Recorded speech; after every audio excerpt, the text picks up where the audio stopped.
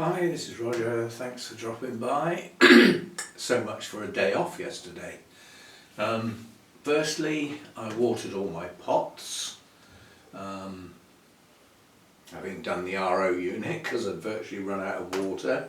So I was getting water in that was obviously freezing cold and having to warm it up to use it. Eventually got that done and then bumped into one of those problems that is enough to make you just go and jump off a cliff, and I've done with it. I needed to go in to the Orchid Society's business account to make a payment, and I couldn't get in. Basically it said the details I put in were incorrect. They don't tell you which details. You know, I've got a user ID, I've got a password, I've got memorable information, and I've got a card reader with an 8-digit code that has to go back in on the login details. Some of it, or all of it, is wrong.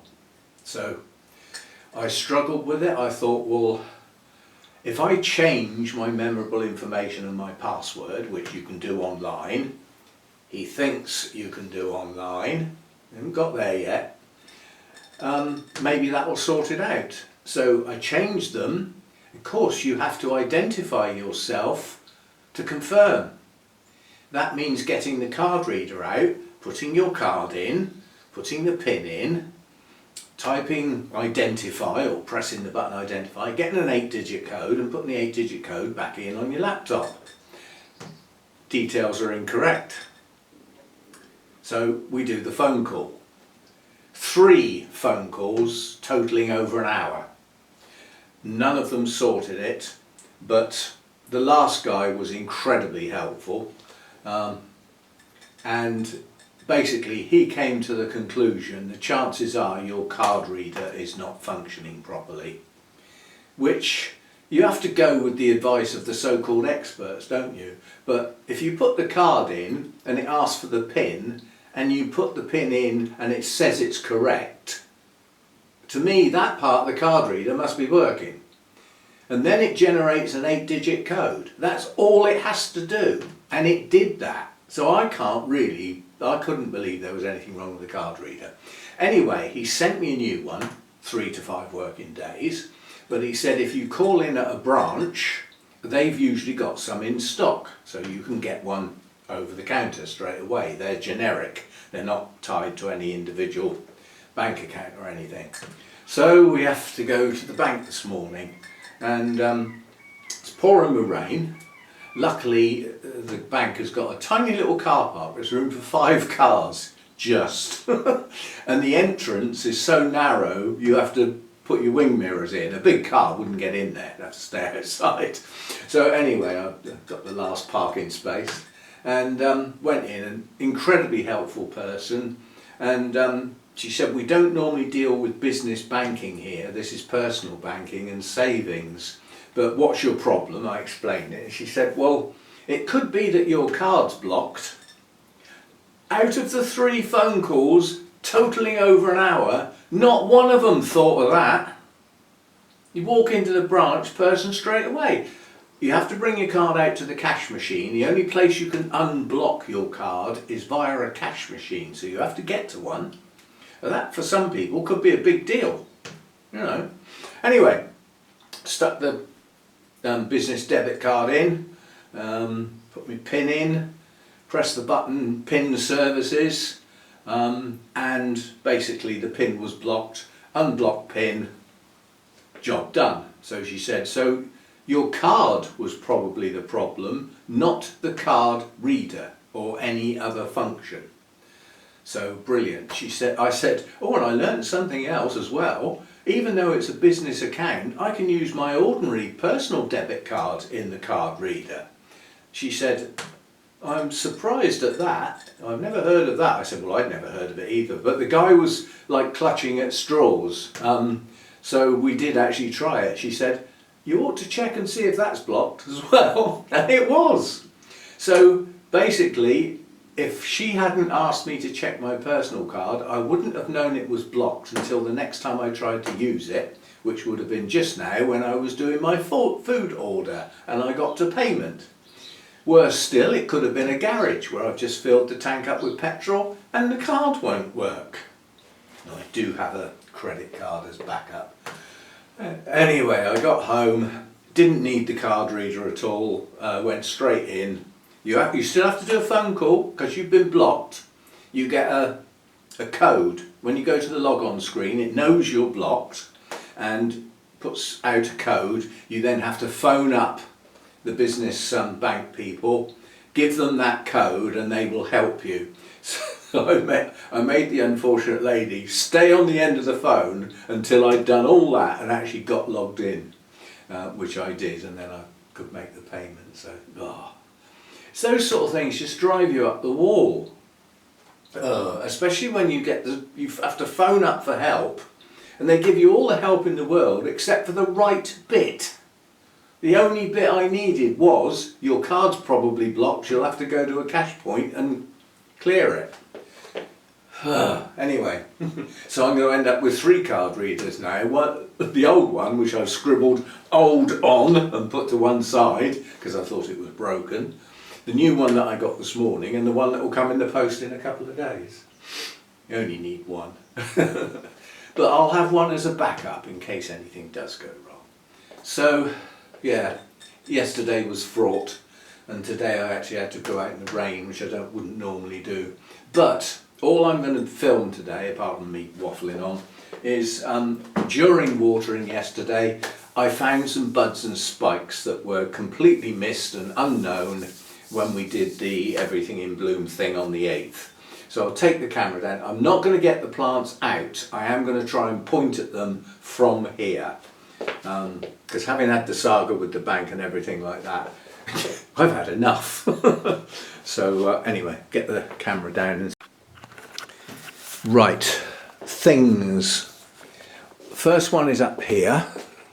This is, well, it's classed as Prosthetia radiata. This has bloomed several times for me, highly fragrant, and I'm confident it's about to do it again. Which growth was it? This one. If it puts a sheath up, it's going to bloom, and there's the start of the sheath down in there. I suspect this growth will do exactly the same thing. So we should get 2 spikes on that. There'll be a while. They're relatively slow to get going until they're about an inch or so long, and then they sort of take off and go really quickly. So that's that one. And 2 of the others are also Prosthetias, although they might not actually have that on the tag, and they will be first time bloomers for me. Now they're in here, so I'm going to have to lean over plants without knocking anything over, so we will have to be careful. Whoops, I'm getting prodded here. Right, so there's this one here. That's definitely got buds in it. I can feel them. So that's going to bloom. And that is, I can get at the tag on that one. That's a Goretia, which is one of the new names for Prosthetias. There's others, that's not the only new name, but it's Black Comet. That will be a first time bloomer for me. And then, where's the other one? Because that's 2, isn't it? We've had a look at 2. Where's the third one then? Oh, here's the third one. Up here. And you can definitely see the buds there. They're coming out through the sheath. That will be a first time bloomer. And can I get at the tag? Because this has got a long name. Oh, don't be silly, just come out, will you? Right, so this is an Encyclia. Yeah, of course it is. Or Epidendrum, or Prosthetia, or Garretia. And there's another one, there's another name as well. They're all in a muddle. But this is Green Hornet crossed with Epidendrum miva etoile, which is a hybrid that includes Black Comet that we've just had a look at. So that will be a first time bloomer as well. Looking forward to that one. That's a pretty good looking spike coming up there. That's that one. Right, so that's all three of those are in the same sort of category. And then my, whoops, bright red Cattleya has, there, on the end of my finger, it has a spike that's coming out without a sheath. Now that does happen sometimes. It won't be a very good one as a consequence, but there's another new growth on that Cattleya that's probably going to have blooms as well. So that's that. So that's three Prosthetia, well my mouth won't work, types. A Cattleya, and then I can't get in there, but I can point. You should be able to see if I can zoom in on it. I would have thought you could see that anyway. That